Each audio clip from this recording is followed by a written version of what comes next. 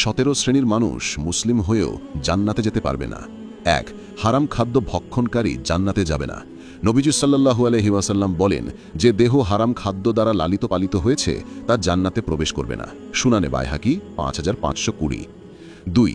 আত্মীয়তার সম্পর্ক ছিন্নকারী জান্নাতে যাবে না। নবীজি সাল্লাল্লাহু আলাইহি ওয়াসাল্লাম বলেন, আত্মীয়তার সম্পর্ক ছিন্নকারী ব্যক্তি জান্নাতে প্রবেশ করবে না। সহিহ বুখারী 5525। 3. প্রতিবেশীকে কষ্টদানকারী জান্নাতে যাবে না।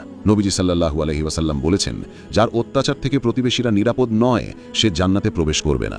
সহিহ মুসলিম 66। 4. মাতাপিতার অবাধ্য সন্তান ও দায়ুস নারী জান্নাতে যাবে না।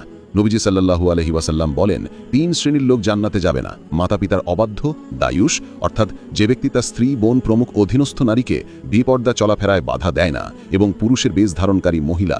মুস্তাদরাকে হাকিল 2266। 5. অশ্লীলভাষী ও উগ্রমেজাজি ব্যক্তি জান্নাতে যাবে না। নবীজি সাল্লাল্লাহু আলাইহি ওয়াসাল্লাম বলেন, অশ্লীলভাষী ও উগ্রমেজাজি ব্যক্তি জান্নাতে যাবে না। আবু দাউদ 4168। 6. প্রতারণাকারী শাসক জান্নাতে যাবে না।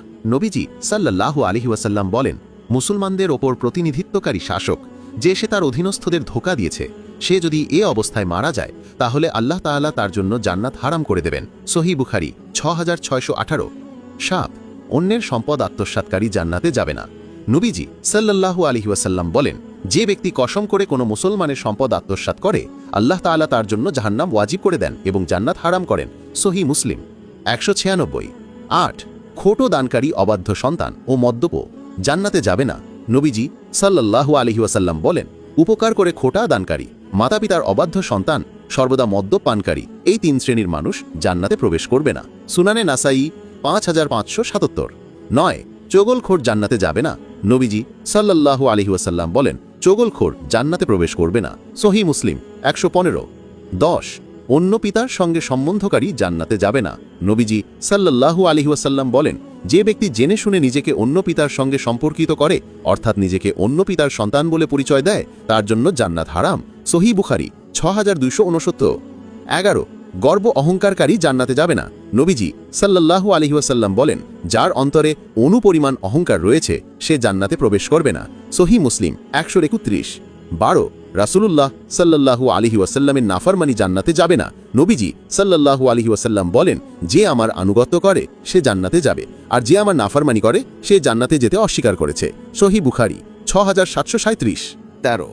দুনিয়াবী উদ্দেশ্যে ইলম অর্জনকারী জান্নাতে যাবে না। নবীজি সাল্লাল্লাহু আলাইহি ওয়াসাল্লাম বলেন, যে ইলম দ্বারা আল্লাহর সন্তুষ্টি অন্বেষণ করা হয়, সেই ইলম যে ব্যক্তি দুনিয়াবী কোনো স্বার্থ সম্পদ হাসিলের উদ্দেশ্যে শিক্ষা করে, সে জান্নাতের ঘ্রাণও পাবে না। আবু দাউদে 3179 নম্বর হাদিস। 14. অকারণে তালাক কামনাকারী নারী জান্নাতে যাবে না। নবীজি সাল্লাল্লাহু আলাইহি ওয়াসাল্লাম বলেন, যে নারী তার স্বামীর কাছে অকারণে তালাক কামনা করে সে জান্নাতের সুঘ্রাণও পাবে না। তিরমিজির 1108 নম্বর হাদিস। 15. কালো কলব ব্যবহারকারী জান্নাতে যাবে না। নবীজি সাল্লাল্লাহু আলাইহি ওয়াসাল্লাম বলেন, শেষ যুগে কিছু লোক কবুতরের সিনার ন্যায় কালো কলব ব্যবহার করবে, তারা জান্নাতের ঘ্রাণও পাবে না। সুনানে নাসাইর 4988 নম্বর হাদিস। 16. লৌকিকতা প্রদর্শনকারী জান্নাতে যাবে না। সহিহ মুসলিমের 3527 নম্বর হাদিস। 17. ওয়ারিশকে বঞ্চিতকারী জান্নাতে যাবে না। নবীজি সাল্লাল্লাহু আলাইহি ওয়াসাল্লাম বলেন, যে ব্যক্তি কোনো ওয়ারিশকে তার অংশ থেকে বঞ্চিত করল, আল্লাহ তাআলা তাকে জান্নাতের অংশ থেকে বঞ্চিত করবেন। সুনানে ইবনে মাজাহ 2694 নম্বর হাদিস।